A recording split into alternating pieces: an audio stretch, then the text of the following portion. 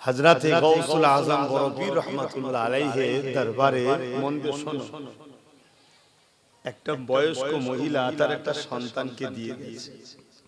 হুজুর আমি বড় গরীব, আমার এই বাচ্চাকে দিয়ে গেলাম, এর দেখাশোনা লেখাপড়া মানুষ করার দায়িত্ব আপনার। আমাদের কাছে অনেকে দিয়ে যায়, এটা যুগ যুগ ধরে চলে আসছে। ওলি আল্লাহদের দরবারে গরীব ঘরের বাচ্চা ঘরে গরীব দিয়ে যায়, হুজুর দেখবেন। এবারে আমাদের আওকাত অনুযায়ী আমরা বলি ঠিক আছে বাবা, অনেক কটা আছে, এগুলো মানুষের পার হয়ে গেলে তার বিশেষ করি। কিন্তু আগেকার সময়ে আল্লাহর ওলিদের দরবারে লঙ্গর খেলা চলতো। সেসব আল্লাহর খাস গায়েবী মাদত ছিল, আমাদের উপরও মাদত আছে, তাই তো চলছে না, চলবে কি করে? তা হুজুরের দরবারে তাই যখন দিয়ে গেছে যে হুজুর আমার তো স্বামী নেই, বয়স হয়ে গেছে, এই বাচ্চাকে আমি কি করে লালন পালন করব? একে আপনার কাছে দিয়ে গেলাম, আপনার খেদমতে থাকবে, পড়াশোনা দেখাশোনা করবে। তো হুজুর বললেন ঠিক আছে মা রেখে যাও। আচ্ছা। তো পরে অনেকদিন পরে, কিছুদিন অনেকদিন কেটে যাওয়ার পর ওই মহিলা তার বাচ্চাকে দেখতে এসে দেখছে বাচ্চা ডাল ভাত খাচ্ছে, ডাল ভাত সবজি খাচ্ছে, আর বড় পিসে হুজুর মুরগি খাচ্ছে। কথা বুঝা? তো মায়ের জানতো, প্রত্যেক মা তার বাচ্চাকে ভালোবাসে, দেখে বড় কষ্ট হয়েছে। হুজুর এ কি হুজুর আপনি? যেমন আজ কিছু কিছু কথাই হলে শুধু এ কি মৌলী সাহেব, এ কি হুজুর, এ কি মাওলানা, এ কি হুজুর, যত দুনিয়ার দোষ শুধু মাওলানা হুজুর, আর বাকি সব জনম হচ্ছে ফেরেশতা। এই সমাজে হচ্ছে না, বিশেষ করে আমাদের পাশের দেশে হাওয়াটা খুব বেশি জোর ধরেছে, ওই হাওয়া আবার আমাদের বাংলাতে আসে। তো যা এটা ধ্বংস হওয়ার একটা আলামত। তো বড় পীর সাহেব হুজুরকে বলছে যে হুজুর আপনি কি হুজুর, আপনি খাচ্ছেন মুরগি, বাচ্চাটাকে শুধু ডাল সবজি খাওয়াচ্ছেন।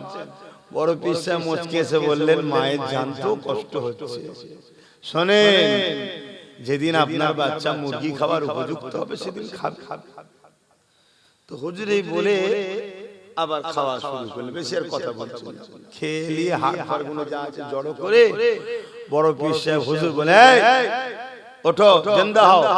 মুরগি জিন্দা হয়ে হাঁটতে চলে গেল। বলুন সুবহানাল্লাহ। জিন্দা করার মালিক কে? জোরে বল। বেশক আল্লাহ। বড় পীর আব্দুল কাদের জিলানী আল বাগদাদী ডাকে জিন্দা হলো কেন? তার জবানে যা বেরোয় আল্লাহ কবুল করে। জোরে বলুন সুবহানাল্লাহ। তখন মাকে বলছে মা যেদিন তোমার বাচ্চা উপযুক্ত হবে সেদিন মুরগি খাবে, তো এখন তোমার বাচ্চাকে নিয়ে যাও, আর রাখবে না।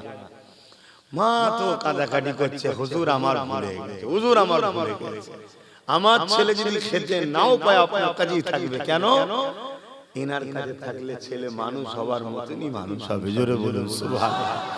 তা আমি ওই জন্য আমার যুবকগুলোকে বললাম চেয়ারে বসার বয়স এখন হয়নি, যেদিন বয়স হবে ঠিক বসবে, নেবে এসে নিচুই বসো, নিজেকে আগে নিচুই রাখো, নিজেকে আগে নিচুই রাখো। ঠিক জায়গায় সময় যখন হবে, আল্লাহ যখন উপযুক্ত হবে, সম্মানের চেয়ার আল্লাহ দিয়ে দেবে, সেখানে বসে বসে লোকের তুমি ইনসাফ করবে, জাস্টিস করবে, সমাজকে নিরাপদে রাখবে, আল্লাহ তোমাকে ঠিক দেবে। কিন্তু আগে নিজেকে আল্লাহ ও রাসূলের জন্য মাটির সাথে মিশাও। কথা বুঝে আসছে? এই জন্য বললাম। এবার আমার কথা সবার পছন্দ নাও হতে পারে, কেন পক্ষে বিপক্ষে লোক থাকবে, তাই তো নাকি গো? কিন্তু আমি আমার ভাইগুলোকে খারাপ জায়গায় ডাকলাম নাকি? এমন একটা জায়গায় ডাকলাম যে জায়গায় বসলে আল্লাহ খুশি হয়। জোরে বলুন সুবহানাল্লাহ। আর কোন কথা আছে? যিনি আমাদেরকে দুটো হাত দিয়েছে, যিনি আমাদেরকে দুটো পা দিয়েছে, যিনি আমাদেরকে দুটো কান দিয়েছে, যিনি আমাদেরকে দুটো চোখ দিয়েছে, যিনি আমাদেরকে আশরাফুল মাখলুকাত বানিয়েছে, যিনি আমাকে শ্রেষ্ঠ ধর্ম ইসলামের অনুসারী করেছে এবং সর্বকালের সর্বশ্রেষ্ঠ আসমানি কিতাব কোরআন আমাদের জন্য গাইড বুক করেছে এবং দুনিয়ার সুলতান নবী মুহাম্মদ রাসূলুল্লাহর উম্মত উম্মতি বানিয়েছে। সেই আল্লাহর জন্য নিচেতে বসতে হবে। তিনি বলছেন যে এখানে কোরআনের মাহফিল হয়, দ্বীনের আলোচনা হয়, ওই জায়গায় যারা গিয়ে বসে আমার রাসূল বলছেন আল্লাহ খুশি হয়। জোরে বলুন সুবহানাল্লাহ। আর কি চাও? আমাদের মিশন তো একটাই, দুনিয়াবি জিন্দেগিটা আল্লাহর খুশির রাস্তায় চালাবো। যেখানে খুশি নয় যাব, তাতে যে চটে চটুকে যাক, আমার দেখার দরকার নাই, কারণ আমার স্রষ্টার আগে কেউ নেই। কি কথাটা ভুল হলো? সে যেই হোক, প্রতিবেশী হক আছে ভালোবাসবো, অমুসলিমের সঙ্গেও মিশতে হবে, তারাও মানুষ ভালোবাসবো, সহযোগিতা করব, পিয়ার করব, একসাথে উঠা বসা করব, দেশকে ভালোবাসতে হবে, দেশের যারা যে যা পদে আছে সে পদকে সম্মান করব, ভালোবাসবো, কিন্তু আল্লাহ ও রাসূলকে নারাজ করে। আল্লাহ ও রাসূল যেদিন নারাজ হয় কারো সঙ্গে মিশতে, কাউকে সম্মান করতে, কাউকে ভালোবাসতে, সে যদি আমার আপনজন হয় তার সাথেও আমি মিশতে রাজি নই। কেন? আমার মূল সবকিছুর টার্গেট একটাই হবে, মান আহাব্বা লিল্লাহ ওয়া আবগাদা লিল্লাহ ওয়া আতা লিল্লাহ ওয়া মানা লিল্লাহ ফাকাদ ইস্তাকমালাল ঈমান। ভালোবাসবো আল্লাহর জন্য, দুশমনি করব আল্লাহর জন্য, আত্মীয়তা করব আল্লাহর জন্য, বিচ্ছেদ হব আল্লাহর জন্য, এরাই হলো প্রকৃত ঈমানদার, এরা ঈমানের মজা পেয়ে থাকে। ঈমান যে কি মজার জিনিস তারাই পায় যাদের মিশন একটাই থাকে, যে আমার স্রষ্টা তিনি সবকিছু আমার, আমার বলে কিছু নেই, আমার ইচ্ছা বলে কিছু নেই, আমার খুশি বলে কিছু নেই, আমার দেখা বলে কিছু নেই, আমার শোনা বলে কিছু নেই, আমার চলা বলে কিছু নেই। আমি ওই পথে চলবো যে পথে আমার স্রষ্টা খুশি, আমি ওই জিনিস দেখবো যে জিনিস দেখলে আমার স্রষ্টা খুশি, আমি ওই কথা শুনবো যে কথা শুনলে আমার স্রষ্টা খুশি, আমি ওই রাস্তায় হাঁটবো যে রাস্তায় হাঁটলে যিনি পা দিয়েছেন তিনি খুশি। এটাই হবে আমাদের মাকসাদ, এটাই আমাদের বিজয়। আমরা মনে করি বড় অর্থশালী, বড় বাড়ি, বড় পদ থাকলেই মনে হয় কামিয়াবি, সাকসেসফুল। প্রকৃত সাকসেসফুল তো সে যে তার স্রষ্টাকে খুশি করতে পেরেছে। জোরে বলুন সুবহানাল্লাহ।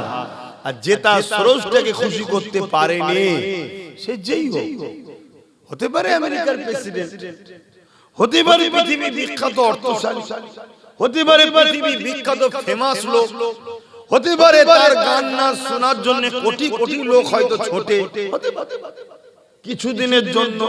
কেন? আমরা দেখেছি এই পৃথিবীতে এমন খেলোয়াড় ছিল যার জন্য পুরো পৃথিবী দিওয়ানা ছিল, বুড়ো হয়ে যাবার পর আর সব ভুলে গেছে, আর খেলতে পারে না, দাম কি আছে না।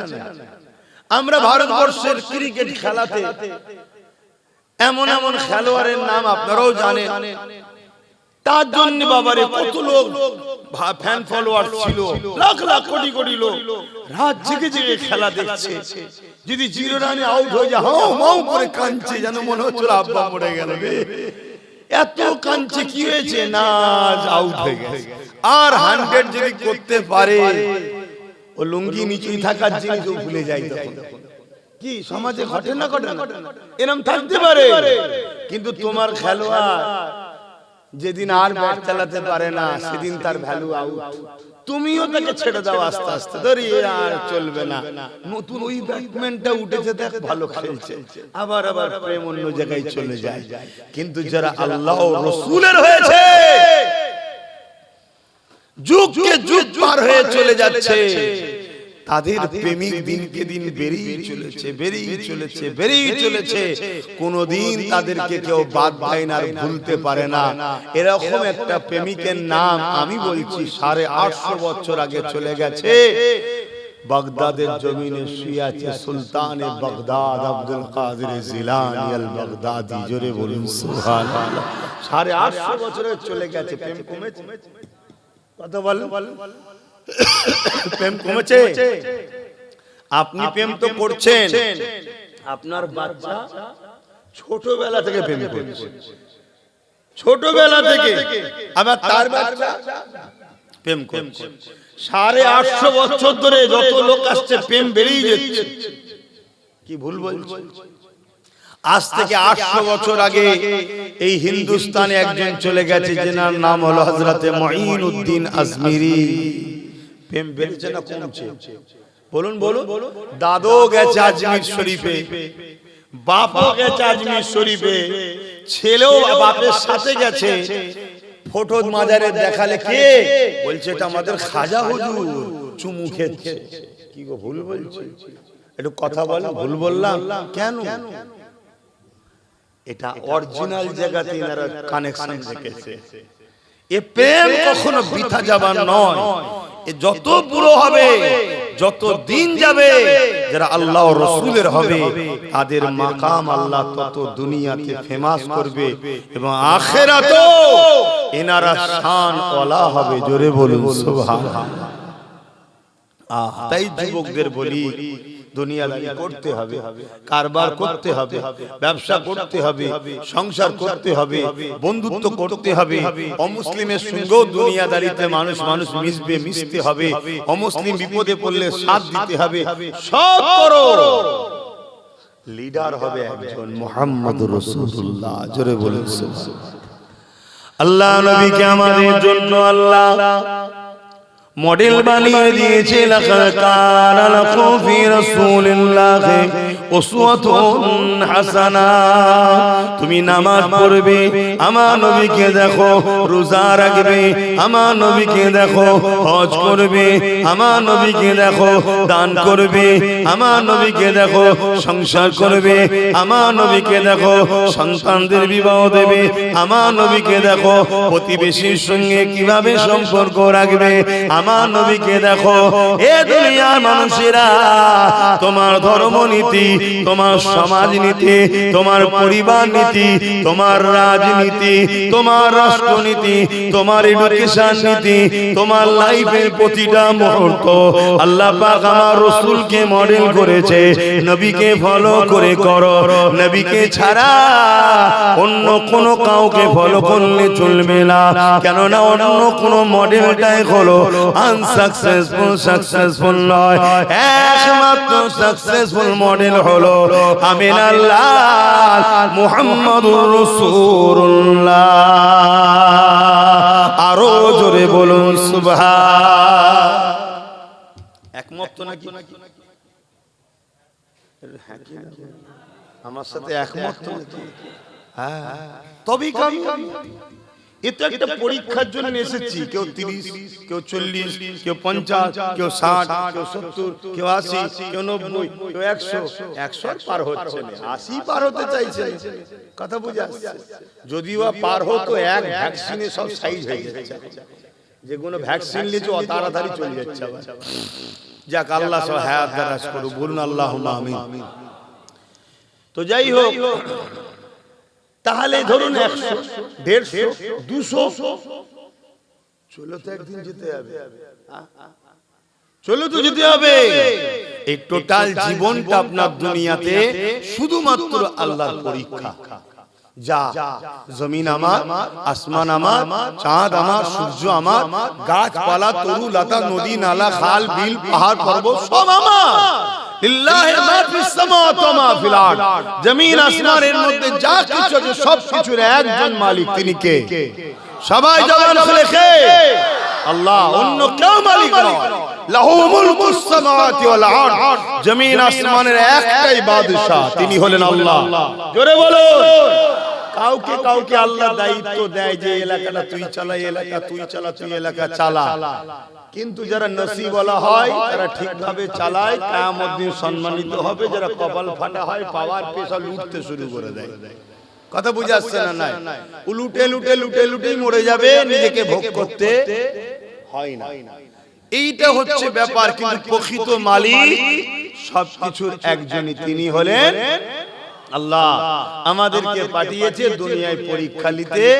যা, আমাকে ভুলে যাবি না, আমার হুকুম মতো চলবি, আমাকে প্যার করে চলবি, আমাকে খুশি করে চলবি, আমি যাতে রাজি সেই কাজ করবি।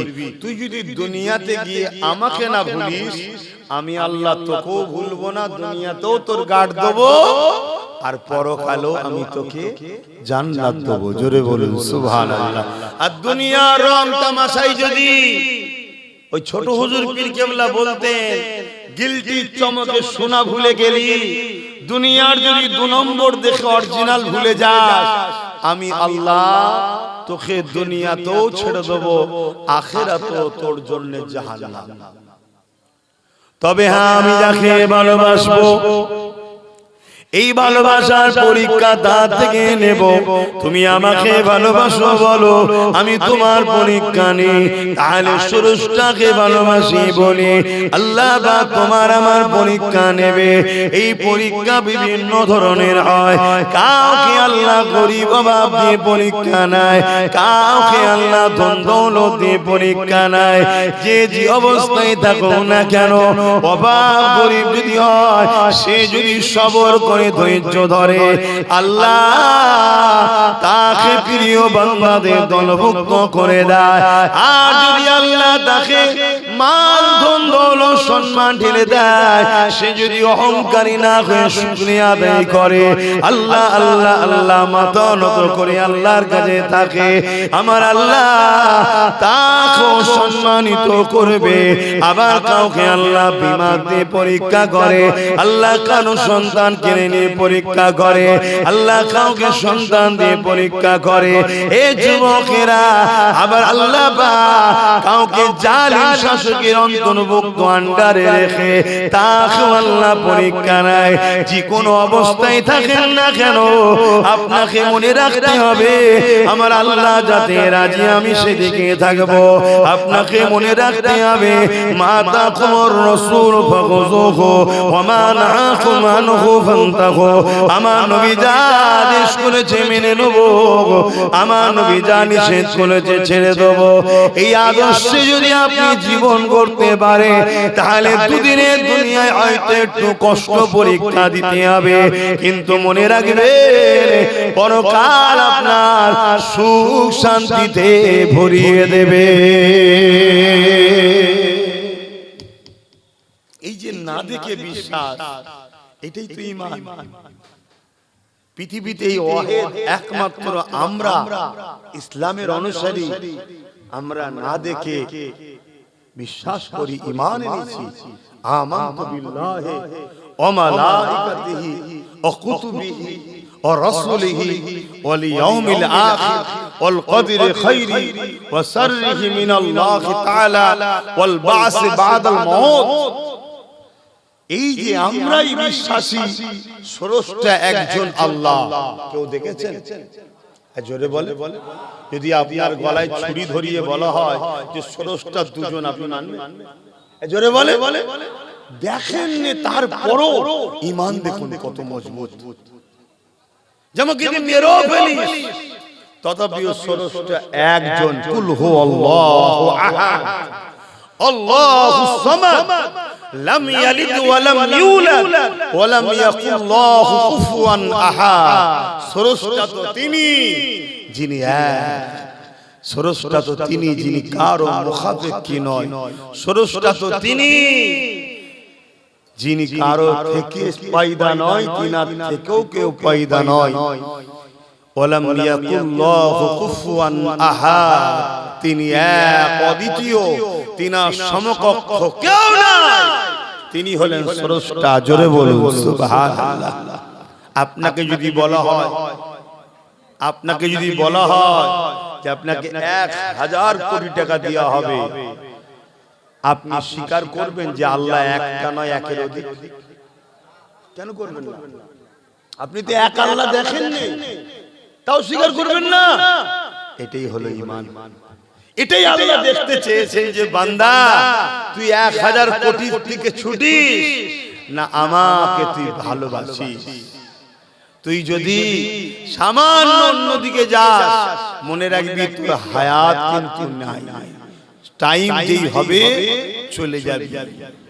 সবচেয়ে বড় কথা আমরা দেখেছি সমাজে অনেক কিছু ইনকাম, এমন ইনকাম যেটা ভোগ করতে হয় না, ভোগ করতে হয় না।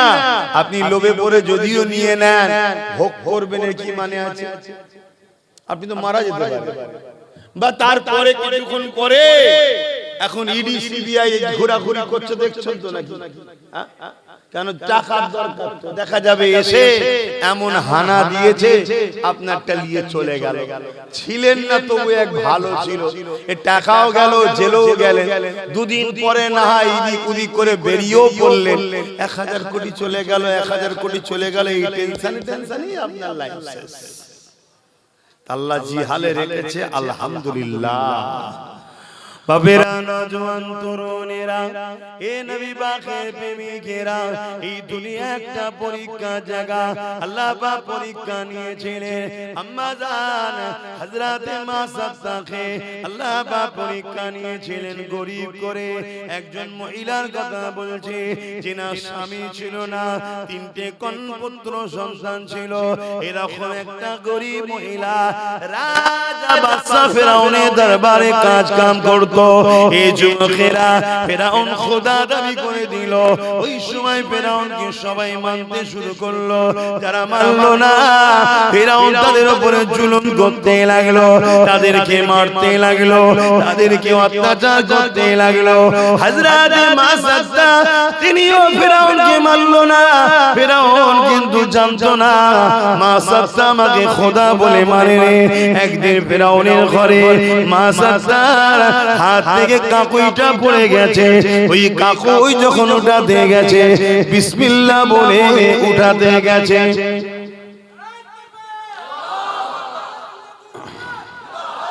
যখনই বিসমিল্লাহ বলে তুলেছে, ভাই চালাতে লাগলো, কিন্তু এ যা দিয়েছি তো বিরাট, নিচুই নিবিয়ে দেন, হালকা হালকা হবে, নিচুই নিবিয়ে দেন। তাহলে বিসমিল্লাহ বলে উঠাতে গেছে, আর এই খবরটা ফেরাউনের কানে পৌঁছে দেওয়া হয়েছে। জাহাপানা সরদার, আপনার ঘরে যে কাজের মহিলা মা সাদ্দা থাকে, সে আপনাকে খোদা বলে মানে না, ওই যে মুসা যে খোদার প্রচার করছে সেই খোদাকে মানে। ফেরাউন রেগে লাল হয়ে যায়। হালকা ওদিক ঘোরা, আরো ঘোরা, অত বেশি ফেরাউন গেলাল হয়ে গেল। হযরত মা সাদ্দাকে ডাক দিয়ে দিল, হে মা সাদ্দা, শুনলাম নাকি তুমি আমাকে খোদা বলে মানো না। মুসা যে খোদার প্রচার করতে লেগেছে তাকে খোদা বলে মানো। মা সাদ্দা চিন্তা করতে লেগেছে, এ জালিমের সামনে যদি সত্য কথা বলে দিই, এ জালিম আমাকে জানে মেরে দেবে, এ জালিম আমাকে হত্যা করে দেবে, এ জালিম আমার উপরে অনেক জুলুম করবে, আর আমি জান বাঁচাবার জন্য যদি মিথ্যা কথা বলি আমার আল্লাহ নারাজ হয়ে যাবে, আমার স্রষ্টা বেজার হয়ে যাবে। যিনি বলেছেন মিথ্যা হলো গুনার মা, আমি তিনাকে বেজার করব না, নিজের জানকে জালিমের হাত থেকে বাঁচাবো। হযরতে মা সাদ্দার ইমানের পাওয়ার দেখুন কত ছিল। হযরতে মা সাদ্দা বলতে লেগেছে, এ জালিম ফেরাউন, যেটা শুনেছো সত্য শুনেছো, আমি আপনাকে খোদা বলে মানি না, আমি তিনাকে খোদা বলে মানি, যিনি আমাকে গরীব করে পরীক্ষা নিচ্ছে, আপনাকে মিশরের রাজা বানিয়ে পরীক্ষা নিচ্ছে। আপনারও উচিত হবে সেই স্রষ্টাকে মেনে নেওয়া, যিনি আপনাকে রাজ ক্ষমতা দান করেছে, মিশরের রাজা বানিয়ে দিয়েছে। কিন্তু ফেরাউন অন্ধকারে এমন ভাবে জড়িয়ে গেছে, মা সাদ্দার কথা শুনে রেগে গেল। এ মা সাদ্দা, সব কোনো কথা শুনতে চাই না, আনা রব্বুকুমুল আলা, আমি হলাম তোমাদের বড় খোদা, আমাকে তুমি খোদা বলে মেনে নাও। যদি না মানো এ মা সাদ্দা, তোমার উপরে অনেক জুলুম অত্যাচার হবে। হযরতে মা সাদ্দা বলতে লাগলেন, আমি আমার সব কষ্টের মোকাবেলা করতে রাজি আছি, আমি আমার স্রষ্টা আল্লাহকে কখনো ভুলতে রাজি নয়।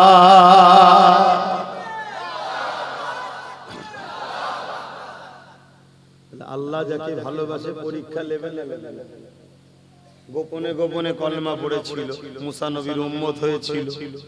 দেখুন কাকুই উঠাতে গেল, আল্লাহ প্রকাশ করে দিলেন, দেখি মা সাত্তা ও কতটা মহব্বত করে।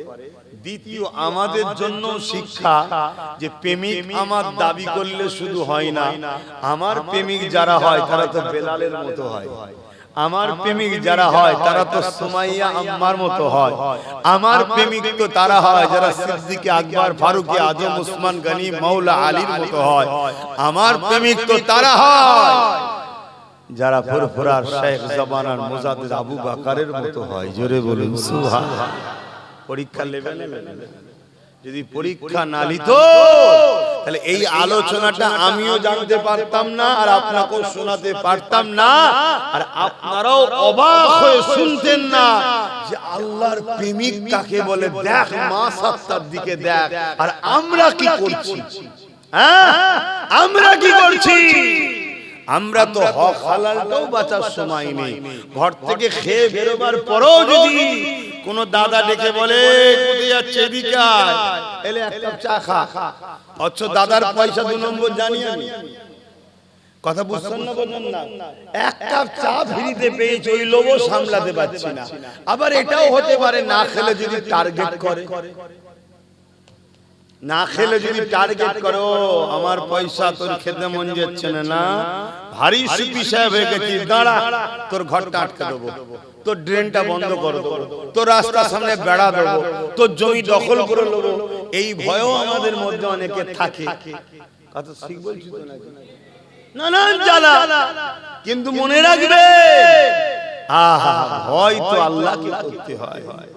আল্লাহ সূরা রহমানের মধ্যে বলছেন, ওয়ালিমান খাবা মাকাম রাব্বিহি জান্নাতান, যারা আমি আল্লাহ আমাকে ভয় করে, এ দুনিয়া মানুষের আমি আল্লাহ তাদের জন্য দুটো দুটো জান্নাত দেব।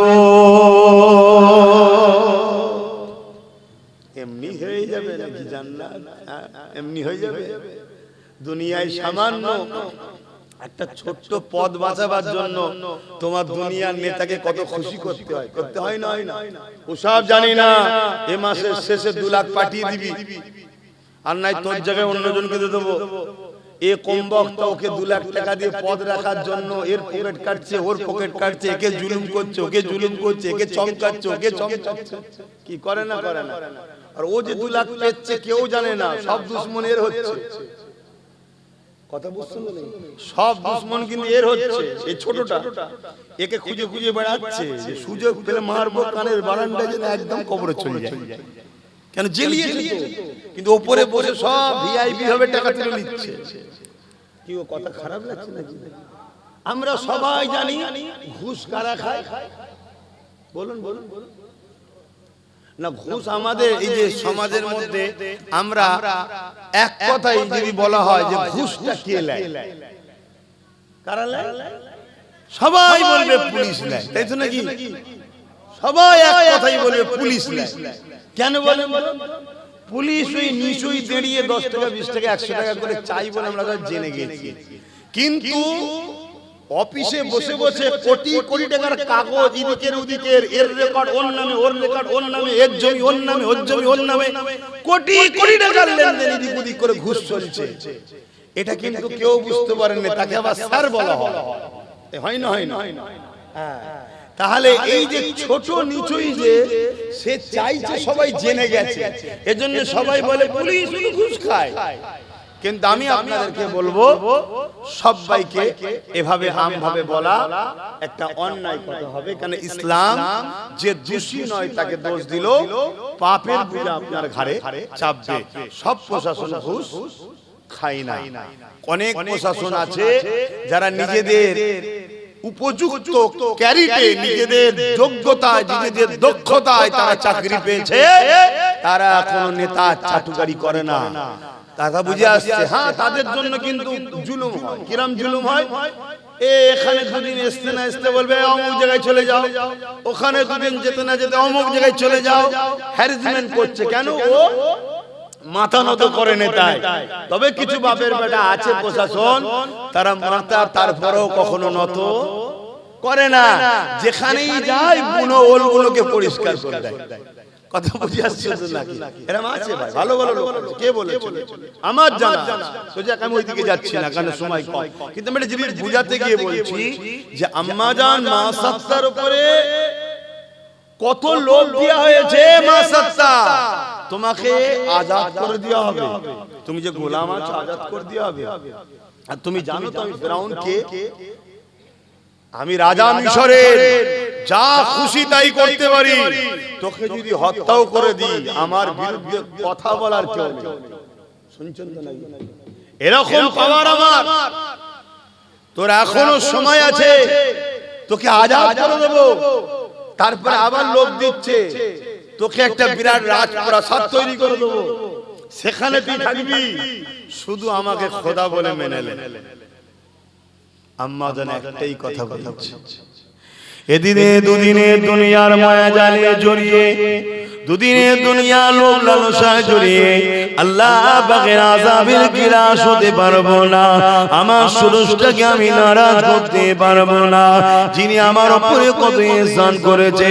আমাকে জীবজন্তু না বানিয়ে আশরাফুল মখলুকাত বানিয়েছে, দুটো হাত, দুটো কান, দুটো চোখ, দুটো পা দিয়েছে। তিনি আমাকে কত সুন্দর করে জমিনে পাঠিয়েছে।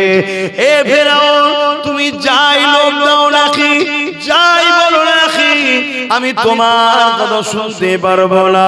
উপরন্তু তোমার উচিত হবে, যিনি তোমাকে দুনিয়ায় রাজত্ব দিয়েছে, তুমি সেই স্রষ্টা আল্লাহকে মেনে নাও। আল্লাহকে যদি মেনে নাও, দুনিয়া তো তুমি রাজত্ব পেয়েছো, পরকালও তুমি শান্তি পাবে। এ দুনিয়ার মানুষেরা হযরতে মা সাত্তার কথা শুনে ফেরাউন রেগে গেল। ফেরাউন সৈন্যদেরকে বলতে লাগলো, এ মা সাত্তা পরিবর্তন হবার নয়, এক কাজ করো, একে আরো অন্য কৌশলে পরিবর্তন করতে হবে। কি কৌশল?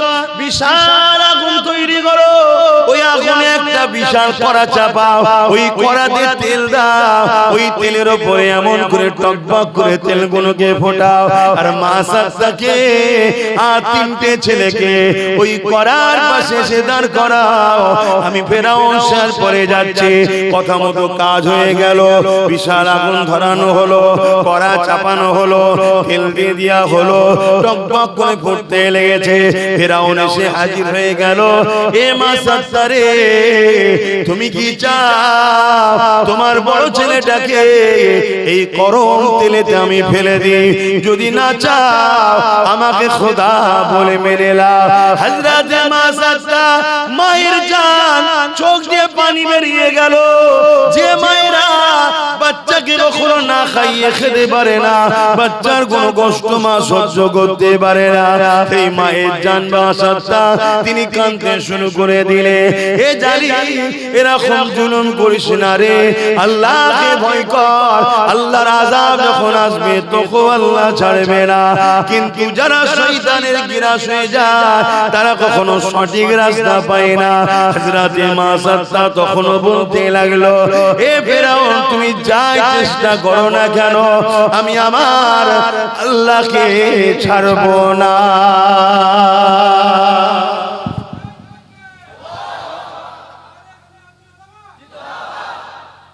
এখনো আমাদের উপরে ছোটখাটো হলো পরীক্ষা হয় না, হয় না, কি হয় না, হয় না। আজকের ফেরাউনরাও বলে আমাদের দলে চলে আয়, নাই মিথ্যা গেঁজার কেসে ভরে দেবো। বলে না, বলে বাপের হয়তো একটাই ছেলে, রোজগার একটাই করে, ছোট ছোট দুটো বাচ্চা আছে, মিথ্যা গেঁজার কেস দিল, দিয়ে ভরেও দিল। আবার কথা পাঠাচ্ছে, যদি ও মেনে নেয় যে আমার যা ভুল হয়েছে করেছি, আমি আর অন্যদিকে যাব না, তোমাদের দিকে থাকবো, তাহলে কিন্তু আমাদের হাতেই সব চাবিকাঠি, সিডিটা হালকা করে দেবো, ভুল লোককে ধরেছিলাম। এই সব আজকের ফেরাউনরা করে না, করে না। আরে দুনিয়া উন্নত হয়েছে, এদের জুলুমের স্টাইলটা উন্নত হয়েছে। একই জিনিস, জালিম মানে ফেরাউন, জালিম মানে এজিদ, জালিম মানে নমরুদ, জালিম মানে বুশ, জালিম মানে আজকেও যারা করবে এদেরই বংশধর, এদেরই ক্যাটাগরি। কথা বুঝা? আর আজকে নবীর উম্মত সেজে আমরাও আবার সেই জালিমদের সঙ্গে ভাগীদারিতে আছি। অনেকে মুসলমান দাবিদার, নিজেও জুলুম করে বা জালিমদেরকে সাপোর্ট করে। যে জুলুম করে আর জুলুমকে সাপোর্ট করে জানার পরও জুলুমকে যে শক্তিশালী করে, সে ইসলামের মধ্যে থাকবে না, আমার রাসূল বলে দিয়েছেন মিশকাত শরীফের হাদিস। কথা বুঝে আসছে না? না, মনে রাখবেন দুটো বিচার দুনিয়ায় টাটকা হয়। বাকি কে নামাজ পড়ে না, কে রোজা রাখে না, কে হজ করে না, সব বিচার এখানে টাটকা হবে না। এ আল্লাহ ছাড় দিয়েছে, একটা দিন ধরবে সুম্মা নুফিকা উখরা ফাইজাহুম কিয়ামুন ইয়ানজিরুন ময়দানে মাশার। কিন্তু দুটো বিচার দুনিয়াতেও হয়, দুটো পাপ আখিরাতেও হয়। একটা হলো অহংকার, দ্বিতীয় হলো জালিম। একটা হলো কি? অহংকার, দ্বিতীয় হলো জালিম। এই দুটোর বিচার দুনিয়াতেও হবে, আখিরাতেও হবে। শুনছেন? অতএব আমি আপনাদেরকে বলবো, যদিও আল্লাহর হকে কিছু ভুল ভ্রান্তি হয়ে যায়, আল্লাহর হক নামাজ রোজা, কথা বুঝে আসছে, এগুলো সব আল্লাহর দ্বীনের হক, এতেও যদি কিছু ভুল ভ্রান্তি হয়ে যায়, গান শোনা, যাত্রা, ফাংশন, টিভি দেখা, এগুলো সব আল্লাহ নিষেধ করেছে। এতে যদি কিছু ভুল ভ্রান্তি হয়ে যায়, যদি করেও ফেলে, আল্লাহর কাছে কাঁদলে আল্লাহ বলেছেন আমি তওবা করলে মাফ করে দেব। জোরে বলেন সুবহানাল্লাহ। কিন্তু বান্দার হক যদি মারে, বান্দা হক যদি মারে, আল্লাহ মাফ করবে? এই জোরে বলে। একটা লোক নিরীহ লোক, তার সবকিছুই ঠিক আছে, নামের বানান ভুল হওয়ার জন্য তাকে বলছে তুই নাগরিক নয়। এই কথা বুঝছেন না? তার বাপের নামের সঙ্গে একটা আগের পিছু কিছু টাইটেল মিলছে না, বলছে এই তো এখানকার নয়, এই তোর এই সমস্যা। এই কথা বুঝছেন? এই যে একটা মানুষের উপরে জুলুম, এই জালিম যারা, এদের মার দুনিয়াতেও হবে, আখিরাতেও হবে। আর এদেরকে যারা সাহায্য করবে, এরা দুনিয়াতেও তাদের সঙ্গে জ্বলবে, আখিরাতেও জ্বলবে। কথা শুনছেন? আজ যেটা মানুষের মধ্যে একটা আতঙ্ক, ছোট্ট ছোট্ট বাচ্চা নিয়ে সামনে শীত আসছে, এমনি তো লোকের ঘর নেই, গরিব মরে তো গরিবরাই। আমি ওই মরার কথা বলছি না, বিপদ বিপদ সব তো গরিবরাই পড়ে। হ্যাঁ, আজকে পঞ্চায়েত থেকে বিভিন্ন জায়গা থেকে ভোটার কার্ড, ভাই একটু সাইডে যাচ্ছি, খারাপ দিচ্ছে না তো? কারণ এটা মানুষের জন্য বলতে, ইসলাম মানুষের জন্য কথা বলতে বলেছে। আজকে ভোটার কার্ড আছে, আধার কার্ড আছে, এখন বলতে চলবে না, অথচ এরাই ভোট দিল। বিগত 10-12 বার বা 5 বার 6 বার ভোট দিয়েছে। এতবার ভোট দিল নির্বাচন কমিশনার, তখন কি করছিল? যদি ফেকি হয়, নাগরিক না হয়, তাহলে ভোট দিল কি করে? আর এদের ভোটে সরকার হলো কি করে? এই কথা ভুল বলছি? যদি এদের ভুল হয়, এই ভুলটা করেছে কারা? এরা তো কম্পিউটারে গিয়ে টাইপ করে না, তো সরকারি লোকই ভুল করেছে। যদি এদের ভোটার কার্ডটা ফেক হয়, এদের ভোটার কার্ডটা দিল কি সরকারের লোক? সে মাতা সরকার হোক আর এখানকার সরকার হোক, ভুলটা করেছে না করে না? কথা বলে। কিন্তু আজকে সেই যেতেও কাটছে, আসতেও কাটছে কারা? গরিবরা। আর গরিবের কি ধর্ম, ওটা বড় কথা নয়। গরিবের কি ধর্ম, ওটা বড় কথা নয়। আমি চ্যালেঞ্জ দিয়ে বলছি, গরিব যদি হিন্দুও হয়, সে বাঁচবে না, সে বিপদে। গরিব যদি আদিবাসী দলিত হয়, সেও বিপদে। আর যদি মুসলমান ধনী হয়, তার বিপদ। আমার কথা কিছু বুঝলেন? তাহলে গরিব হওয়াটাই হচ্ছে মূল বিপদ। আর আমার আল্লাহ গরিবদের জন্য কি ঘোষণা দিয়েছে? গরিবরা ধনীদের থেকে 500 বছর আগে জান্নাতে যাবে। জোরে বলুন সুবহানাল্লাহ, আরো জোরে বলো। তাহলে ইসলাম থাকলে গরিব বাঁচবে, ইসলাম নেই গরিবকে মানুষই মনে করা হয় না। এজন্য এদের রাগ ইসলামের উপরে। আজকে দেখছেন না, ইসলামকে টার্গেট করছে। কখনো ওয়াকফ আইন তৈরি করে মসজিদ মাদ্রাসা মিটিয়ে দাও, কখনো আমার আল্লাহকে ইসলামে নাকি রেপ করা পাপ নয় বলছে, কখনো আল্লাহ দাবি করে ফেলছে। কখনো বলছে কোরআন শেষ হয়ে যাবে, আমার উন্নতি শেষ হবে না। এদের টার্গেট ঘুরিয়ে ফিরিয়ে ইসলামকে শেষ করে দাও। কারণ ইসলাম থাকলে ইনসাফ থাকবে, ইসলাম থাকলে ইনসানিয়ত থাকবে, ইসলাম থাকলে অসহায়কে সাহারা থাকবে, ইসলাম থাকলে মানবতা থাকবে। কোন মুসলমানের পাশে যদি একটা অমুসলিমের উপরে জুলুম হয়, ওই মুসলমান যদি পাশ করিয়ে চলে যায়, সেই ইসলামের মধ্যে নাই। রুকে দাঁড়াতে হবে, ওই অমুসলিমের পাশে দাঁড়াতে হবে, এর নাম ইসলাম। তাহলে ইসলাম যদি থাকে, এসসি এসটি ওবিসি যারা হয়, যাদের ঘরে আমার দেশের একদল লোকেরা বলে নিচু জাত, অছুত, জানেন তো নাকি? আমরা বলি না, কারণ ইসলামে নিচু জাত অছুত বলে কিছু নেই। ইসলামে মানুষ, কথা বুঝে আসছে? যারা এই ক্রিটিসাইজ করে, তাহলে আমার যদি কোনো আদিবাসী, দলিত বা অছুত যাদেরকে বলে একদল লোকেরা, তারা যদি তাদের উপরে জুলুম করে, আর আমরা যদি বলি ওদের উপরে করছে, আমরা সব মাথা দিবার দরকার নেই।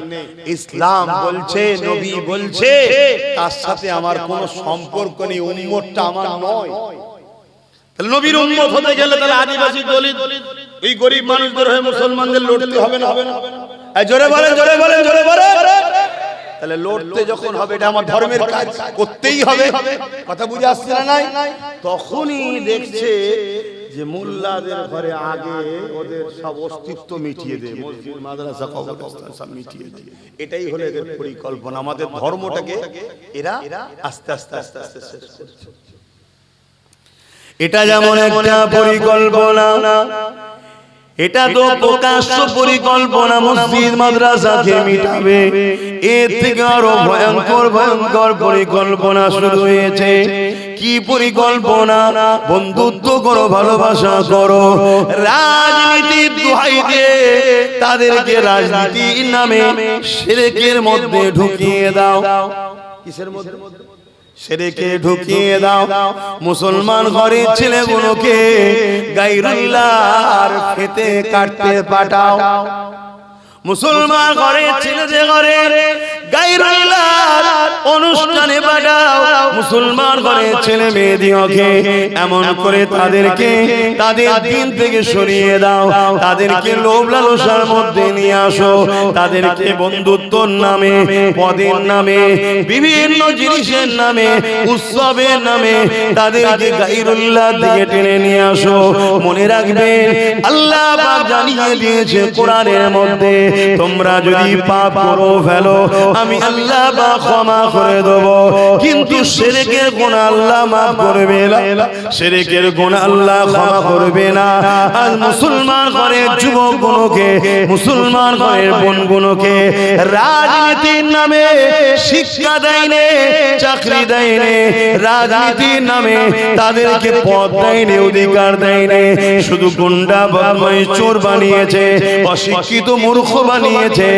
আর আজকের দিনেতে তাদেরকে টেনে টেনে টেনে নিয়ে যাচ্ছে শিরকের অনুষ্ঠানে, শিরকের জায়গায় নিয়ে যাচ্ছে।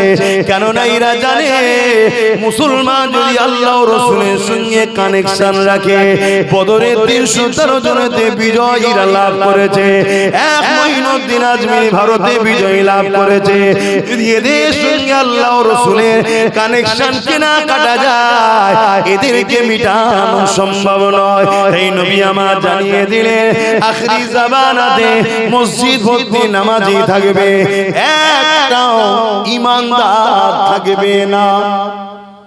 শুনছেন তো? শুনছেন তো? মসজিদ ভর্তি লোক থাকবে, ঈমানদার কেন? নামাজ রয়েছে, দাড়ি রয়েছে, টুপি রয়েছে, রোজা রয়েছে, হজ রয়েছে, এগুলো তো ঈমান নয়, এগুলো তো ঈমানের মধ্যে। ঈমানটা কি? লা ইয়ামিনু আহাদুকুম হাত্তা কুনা আব্বা ইলাইহি মিন ওয়ালিদিহি ওয়া ওয়ালাদিহি ওয়ান নাসি আজমাইন। অপর হাদিস শরীফ, লা ইয়ামিনু আহাদুকুম হাত্তা ইয়াকুনাল্লাহু ওয়া রাসূলুহু আহাব্বা ইলাইহি মিম্মা সিওয়াহুমা ওয়া মান আহাব্বা আবদান লা ইউহিব্বুহু ইল্লা লিল্লাহ। হে যুবকেরা, শুনে রেখে যাও, যতক্ষণ পর্যন্ত তোমরা তোমাদের জমি জায়গা, ঘর বাড়ি, বাপ মা, নেতা কেতা সব কিছু এমনকি নিজের জানের থেকে বেশি আল্লাহ রাসূলকে ভালো না বাসবে ততক্ষণ পর্যন্ত তোমাদের ঈমান কামেল হবে না, ঈমানদার ততক্ষণ পর্যন্ত হবে না। তাহলে আজকে আমরা নামাজে রয়েছি, রোজায় রয়েছি, হজে রয়েছি, কিন্তু গায়রুল্লাহ যেখানে আল্লাহর সঙ্গে শরীক করা হয় এরকম কাজে আমরা সেকুলার দেখাতে গিয়ে, সম্প্রীতি দেখাতে গিয়ে, মানব বন্ধন দেখাতে গিয়ে সেই জায়গাতে আমরা জুড়ে গেলাম, সেই অনুষ্ঠানের সঙ্গে জড়িয়ে গেলাম। এটাকে সেকুলার বলা হয় না, এটাকে সম্প্রীতি বলা হয় না, এটাকে নাটক বলা হয়। এই নাটক করতে গিয়ে আমাদের ঈমানটা চলে গেল, আমাদের হোশ নাই। বেঈমান যতই হোক না কেন বিজয় তারা কখনোই পাবে না, কারণ আল্লাহর সাহায্য ছাড়া কোনোদিন কামিয়াবি হতে পারে না। এই যুবকেরা, তরুণেরা, হযরত মাসা তাকে দেখে শিখো তিনাকে কি বলা হলো। আর আমার রাসূল পাক সাল্লাল্লাহু আলাইহি ওয়াসাল্লামকে মক্কার আবু জেহেল উতবা সাইবা কি বলেছিল শুনছেন তো নাকি? ওফ আল্লাহ আল্লাহ, ভাই একটু এটা দেন তো, কিছু বলবেন? এটা হাতে লাগছে বটে। ওফ এটা গিয়ে আসেন না, তাড়াতাড়ি আসেন। ও বাবা, ঘড়িও ঘোড়ার থেকে আগে, তাড়াতাড়ি আসেন, মশান ইনজেকশন দিচ্ছি। দরুদ শরীফ আল্লাহুম্মা সাল্লি আলা আল্লাহুম্মা সাল্লি আলা আলি আল্লাহ মাফ করে।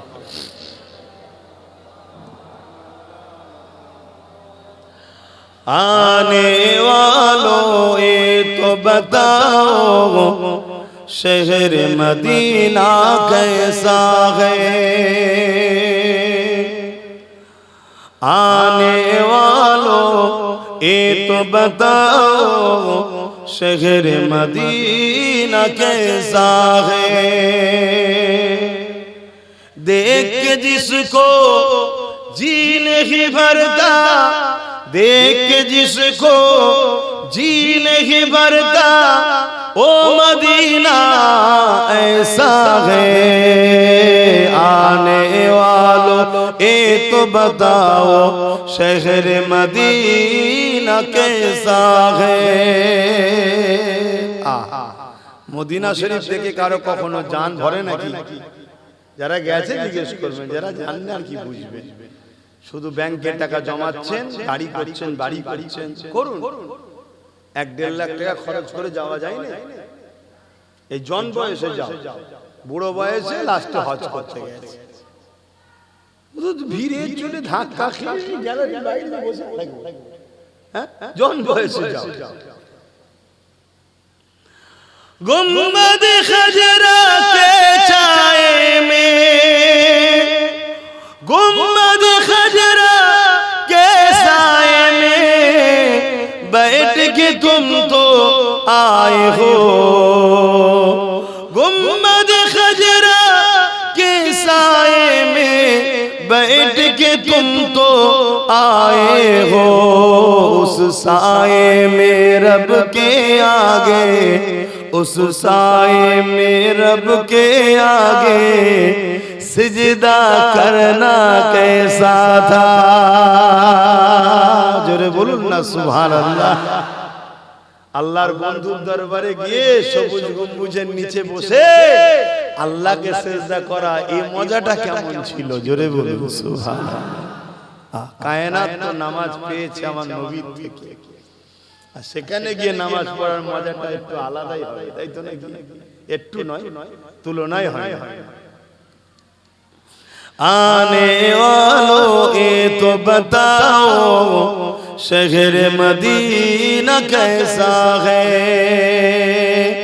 और तेरा जा पे उनकी, और तेरा जा पे उनकी आंसू बहाना कैसा है, आने वालों ये तो बताओ शहर मदीना कैसा है। अल्लाहुम्मा सल्ली अला سيدنا مولانا محمد وعلى آله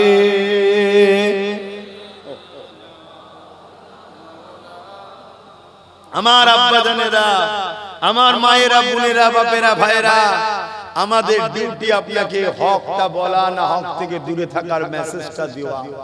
নেবেন কি নেবেন না সেটা তো আপনার বিষয়, জবাব আমি লব না।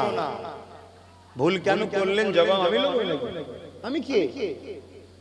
জবাব যিনি নেবেন তিনি তো আমার আপনার রব আল্লাহ।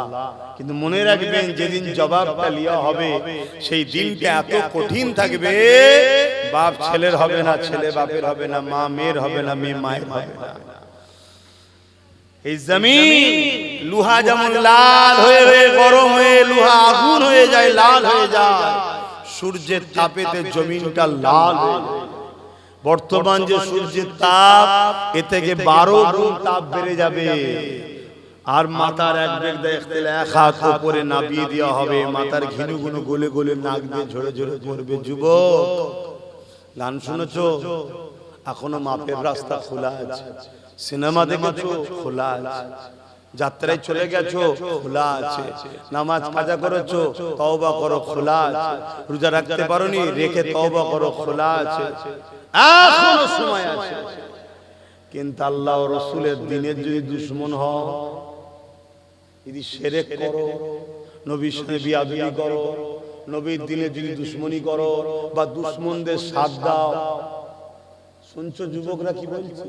এটা বলা দরকার আছে না? না, এটা যখনই বলবো সমস্যা কি হবে? যারা তোমাদেরকে ভালোবাসার নামে জাহান্নামের প্রতীক বানাচ্ছে, সেই দুনিয়াদার বেঈমান কাফের মুশরিক নেতাগুলো তখন আমার গালিগালাজ করবে, আমাকে ডিস্টার্ব করবে, আমাকে দাওয়াত করলে ডিস্টার্ব করবে, জলসা কমিটির উপরে চাপ হবে, জলসা কমিটিকে নানা রকম পেরেশান করবে, হ্যারাসমেন্ট করবে। আর জলসা কমিটিকেও বলে দিই, এইসব সহ্য যদি করতে পারো তাহলে আমায় নিয়ে এসো, আর নাই দূরে থাকো।